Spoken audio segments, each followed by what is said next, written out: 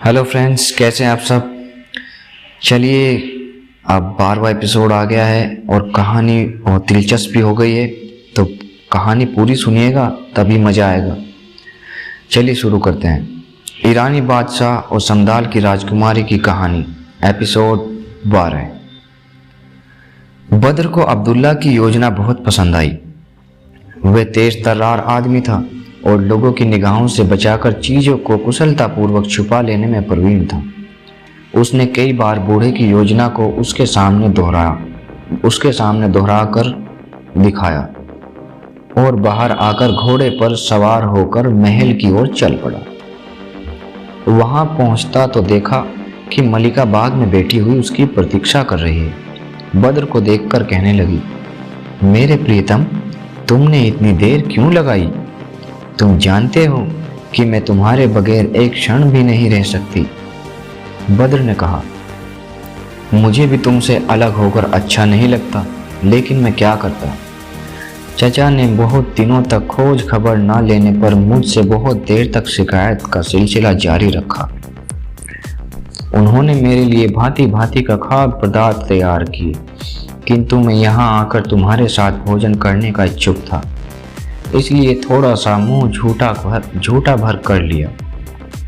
मेरे चचा ने तुम्हारे लिए भी एक कुलचा भेजा है और प्रार्थना की है कि इसे जरूर खाना। यह कहकर उसने अब्दुल्ला के दिए हुए कुलचे में से एक निकाला।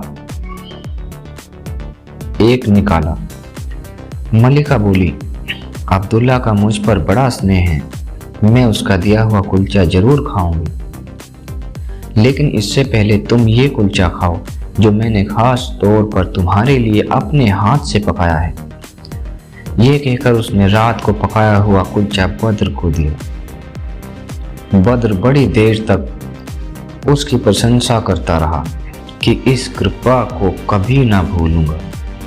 इसी वार्तालाप में उसने मलिका का दिया हुआ कुलचा छिपा लिया और अब्दुल्ला का दिया हुआ कुलचा खा लिया और उसके स्वाद की बड़ी प्रशंसा की। मलिका ने उसके पूरा कुलचा खा लेने पर उस पर जल छिड़का और कहा, भद्दा काना घोड़ा बन जा। किंतु बद्र ने साधारण कुलचा खाया था, इसलिए उस पर कुछ प्रभाव न हुआ। मलिका को बड़ा आश्चर्य हुआ कि जादू ने असर क्यों नहीं किया। उसने सोचा कि कुलचा तैयार करने में कुछ भूल हो गई होगी और रात को वह फिर होशियारी से जादू का कुलचा तैयार करेगी और इस समय इसे किसी प्रकार का संदेह होना नहीं चाहिए। अतएव जब बद्र ने अब्दुल्ला के कुलचे के नाम पर उसी का कुलचा उसे दिया तो वह कुछ देख ना सकी और उसे खा गई। बद्र ने उसके मुंह पर पानी के छींटे देकर कहा, घोड़ी बन जा। वह तुरंत घोड़ी बन गई। अपनी ये दशा देखकर वे बड़ी दुखी हुई और बद्र के पांव पर अपना थूथन रगड़कर क्षमा प्रार्थना करने लगी, किंतु ये बेकार था। बद्र चाहने पर भी उसे स्त्री नहीं बना सकता था। बद्र ने साइज से कहा कि इस घोड़ी के मुंह में लगाम लगा दे, किंतु उसके मुंह में कोई लगाम ठीक से जमती ही नहीं थी। फिर बद्र ने 2 घोड़े मंगाए, एक पर खुद सवार हुआ और दूसरे पर साइज को बिठाया और घोड़ी बनी हुई मलिका को रस्सी बांधकर घसीटता हुआ अब्दुल्ला की दुकान पर ले गया। अब्दुल्ला ने दूर से दृश्य देखा तो प्रसन्न हुआ। वह समझ गया था कि बद्र अपने कार्य में सफल हुआ है और मलिका को उसकी दुष्टता का उचित दंड मिला। बद्र घोड़े से उतरा। साइस ने हाथ में नई घोड़ी की रस्सी दी और दुकान में चला गया। अब्दुल्ला ने उठकर उसे गले लगाया और उसकी चतुरता की बड़ी प्रशंसा की।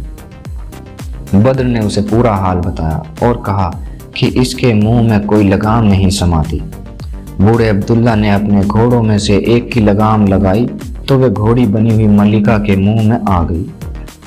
फिर उसने बद्र से कहा कि अब तुम इस देश में बिल्कुल न ठहरो, इसी घोड़ी पर सवार होकर अमुक मार्ग से होते हुए अपने देश को चले जाओ, लेकिन ये ध्यान रखना कि ये लगाम कभी इसके मुंह से निकलने ना पाए वरना ये तुम्हारे काबू के बाहर हो जाएगी।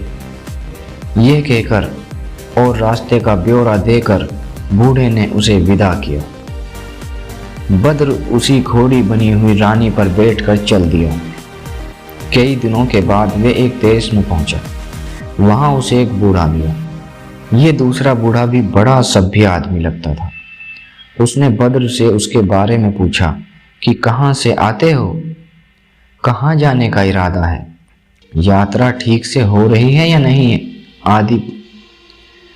बूढ़ा उसे इन्हीं बातों में लगाए था कि एक भिखारिन सी दिखाई देने वाली बुढ़िया आई और बोली, तुम मुझे घोड़ी दे दो और कोई अच्छा घोड़ा ले लो।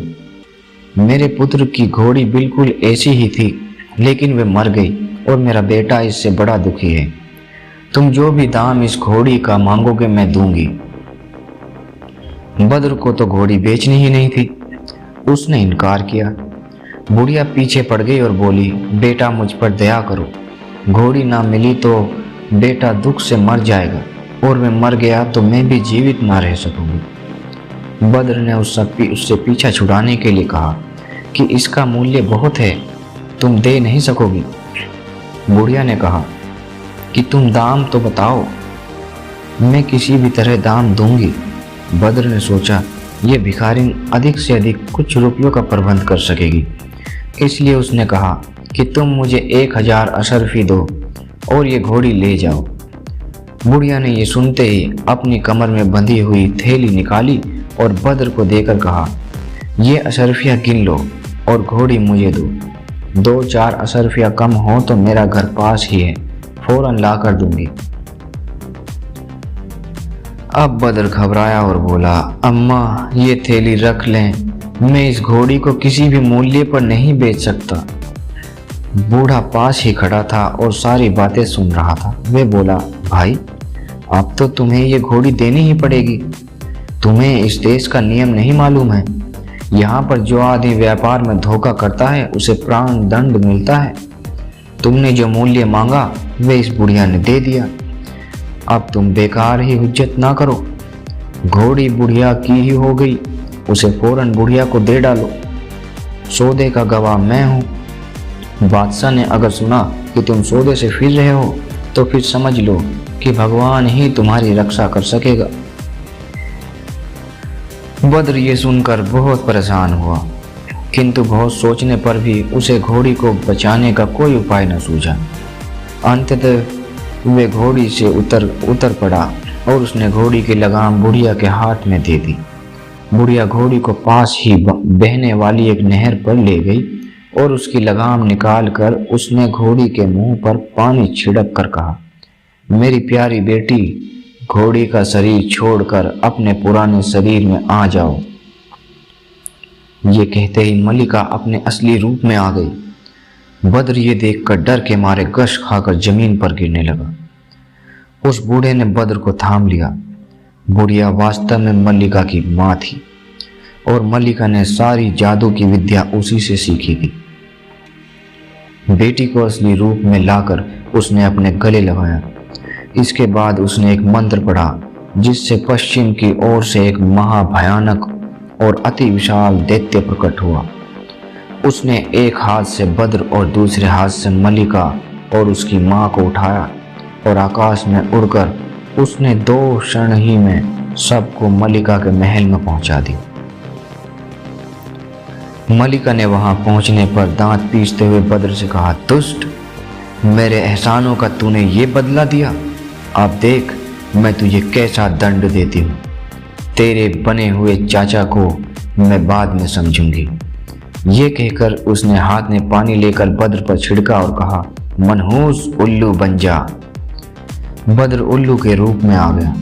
फिर मल्लिका ने उसे एक नई दासी को देकर कहा, इसे पिंजरे में बंद कर दे और इसे दाना पानी कुछ नहीं देना, अपने आप भूखा मर जाएगा। दासी दयालु थी। उसने बद्र को पिंजरे में तो बंद कर दिया, किंतु मल्लिका से छुपाकर उसे खाना पीना देती रही। उस दासी ने उसी दिन गुप्त रूप से अब्दुल्ला से भी कहा, मल्लिका ने तुम्हारे भतीजे को पकड़ लिया है। वे देर सवेर उसे तो मार ही डालेगी, अब तुम अपनी जान बचाओ, क्योंकि उसने तुम्हें मारने की भी धमकी दी है। तो दोस्तों, कहानी बहुत ही दिलचस्प होती जा रही है और आप कहानी को आगे सुनने के लिए आपको कल तक का इंतज़ार करना पड़ेगा। चलिए मिलते हैं कल फिर कहानी के अगले एपिसोड के साथ। तब तक बने रहिए हमारे इस चैनल के साथ और चैनल को सब्सक्राइब करना ना भूलें। Thank you.